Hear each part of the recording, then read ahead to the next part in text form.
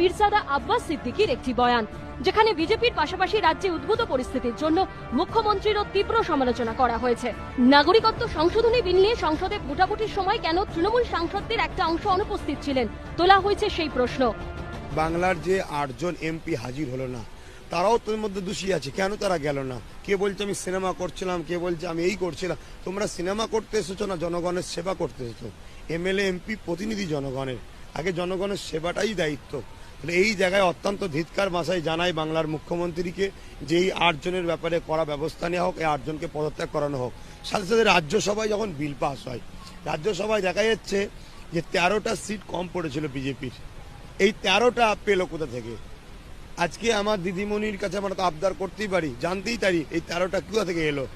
সাথে সাথে যে আজকে বাংলার দিদির তো 13টাই রয়েছে, তাহলে কোনো একটা জায়গায় আমাদের কি আতঙ্ক তৈরি হচ্ছে না যে দিদি আমাদের ফাঁসাচ্ছে না? তো তিনি শুধু প্রেস কনফারেন্সে বলছে আমি হতে দেবো না, হতে দেবো না, হতে দেবো না। আরে কিছু মানুষ তো জানে যেটা সেন্টার থেকে পাস হয় লোকসভা থেকে, সেটাকে রাজ্যের রুকার ক্ষমতা নেই। রুকার দুটো স্টাইল আছে, এক সুপ্রিম কোর্ট আর একটা হলো বিধানসভায় বিল পাস করুক। আজকে উনি যদি বলে আমি সুপ্রিম কোর্ট যাব, তাহলে তো বাংলার জনগণ শান্ত হয়ে যায়।